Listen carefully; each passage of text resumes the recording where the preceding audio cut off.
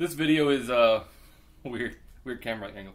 Anyway, this video is an unboxing because right here the box already has a tear in it. I don't normally do unboxing videos, but I feel like we'll do this one just to cover myself in the event that when I open this up, something's not right. Let's get to it.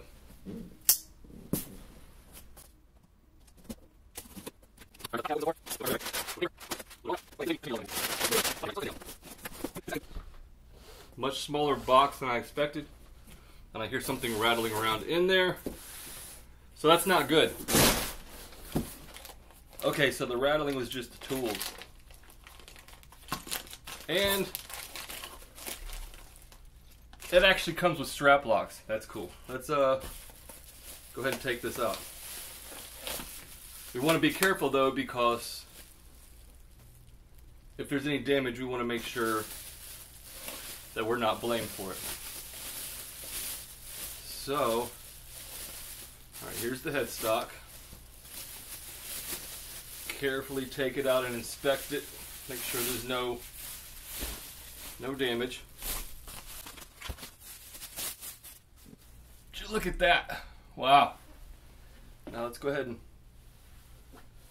take a good look at it. A lot of dust on it, but that's just dust. The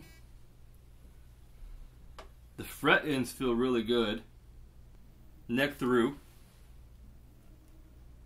Little imperfection there maybe in the finish, in the point here. A lot of dust. Headstock. Made in Korea. So far so good.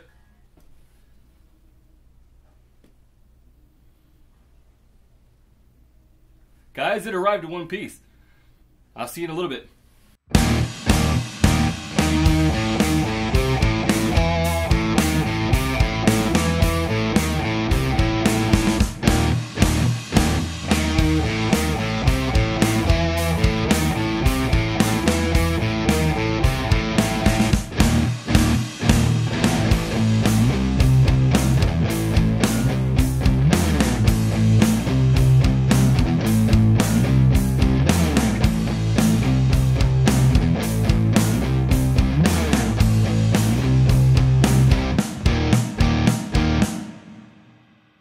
Hey everyone, welcome back to the Distortion Principle. Here we have it today. I have been eyeballing this guitar ever since it came out, really.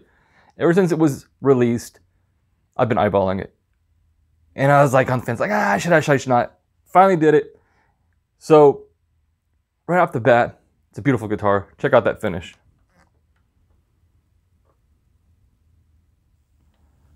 Great top.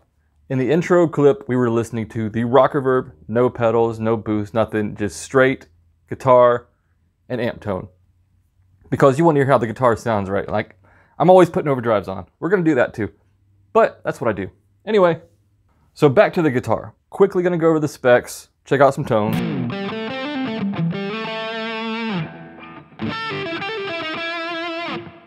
The specs are Nyato mahogany, wings, neck through maple. Tailpiece I've never used before. It's like a wraparound tailpiece. It's pretty interesting because it is fully intonatable. So your strings will wrap around this way, go that way. You have your saddles to intonate. You get two deactivator pickups. I believe it's an ebony board. It's a little bit browner than other ebony boards I've had, which I dig. I believe that's rosewood on the headstock, like a little veneer or whatever. This is the body here. I mean, it is a beautiful, beautiful finish. I mean, there's not much. Locking tuners, made in Korea. The fretwork was really good on this. The edges are not sharp at all. Pretty rounded. It was very polished. Again, deactivators from DiMarzio. Wrap around. And check out those knobs. Those knobs are just killer. I do have to take off the tone knob to put it in line with the rest, but that doesn't affect playability. Quickly, before we start getting into sound samples and all that, I do want to point out the company I bought this from. It did not come directly from BC Rich, but it showed up. Oh, Tusk Nut, by the way. Anyway, it showed up totally like zero setup. I mean, the strings were laying on the frets. Everything was dead. I was like, oh my God, what did I buy? But it was a simple setup fix. I turned the truss rod, maybe a quarter, maybe a little bit more than a quarter. Did not adjust the bridge whatsoever. Turning the truss rod, put all the specs back where they should be. I could probably turn the truss rod a little bit more still. The company did give me a $100 discount for having to deal with that. Bill Xavier from BC Rich actually saw me posting in a post that the setup was horrible, or yeah, it was a bad setup. And he actually reached out to ask me what was wrong with the setup. So he's really trying to make sure his stuff is being taken care of. And I do appreciate that. So now on to tones. Again, no pedals.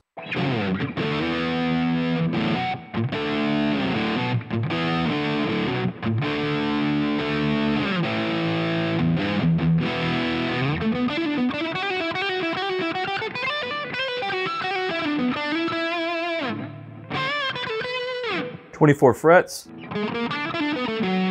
Gibson scale length. And that is one thing that's... One thing I like to point out about this guitar is it kind of feels like an SG. Like it really is. It is very light. It feels about the same weight as an SG. Thickness is probably about the same. The playability, because there's no carved top and no stop tailpiece thing like on a Gibson Les Paul, it kind of feels like some of the SGs I've had. Like it really reminds me of an SG. The neck is maybe a little wider than the LTD over here. So if you have an LTD, it's probably a little wider.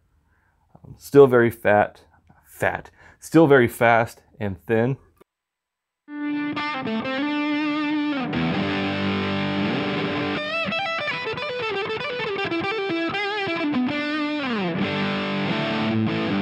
But you're asking yourself, TDP, what's it sound like with an overdrive? Let's find out. Maxon OD 808 in effect.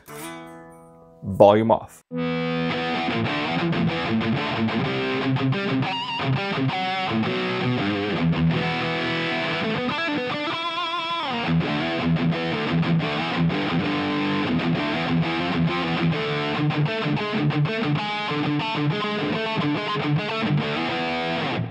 We're going to go to beat cam because I want you to see the picking hand.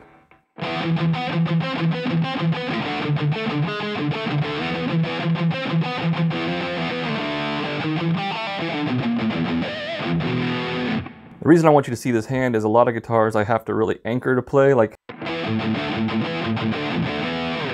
this one's really comfortable. I don't really feel the need to do that.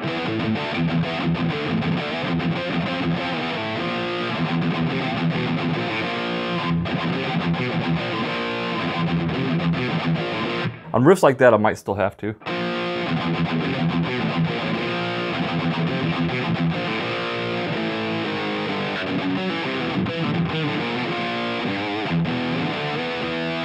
So yeah, let's go to the neck pickup.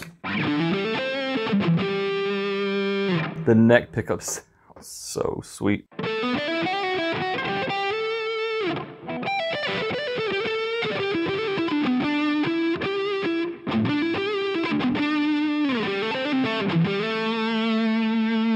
It's that neck tone. I love that creamy.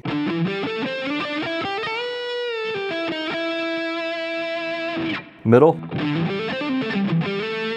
Bridge. So they're very balanced. Let's check out the tone knob.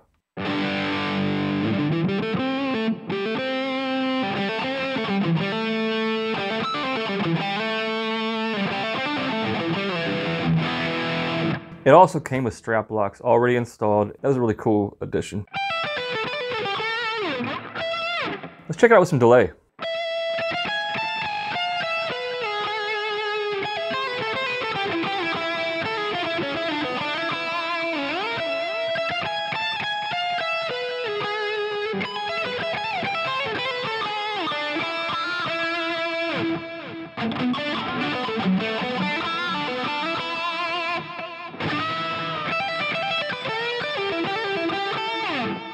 is a little bit harder to play than my LTD on these, the B and E string.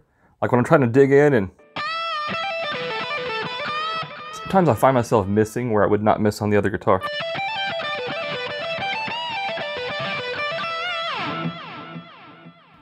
Let's check it out with a fuzz, because, you know, we love fuzz on this channel, so let's see. OD 808 is off, we have the Black Russian on as a boost, and we get this.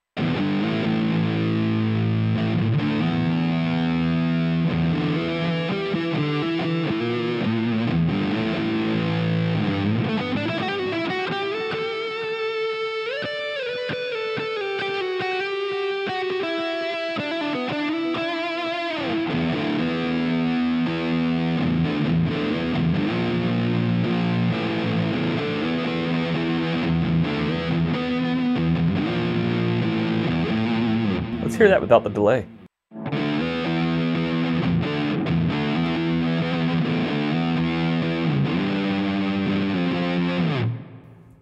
Ooh, yeah.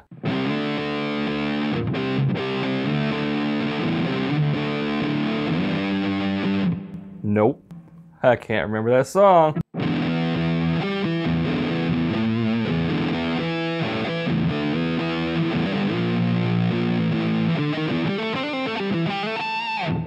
Time for the Mud Killer.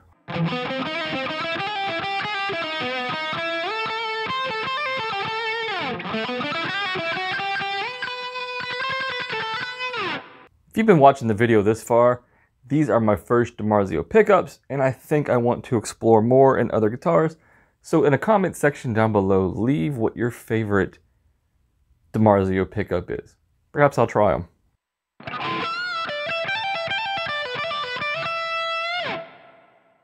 And there's really not much more to say about this beautiful bitch.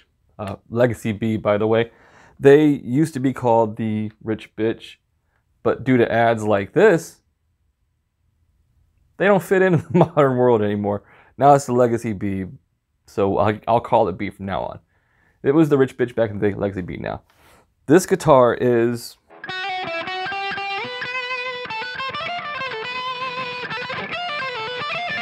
See right there, it's so hard to do that.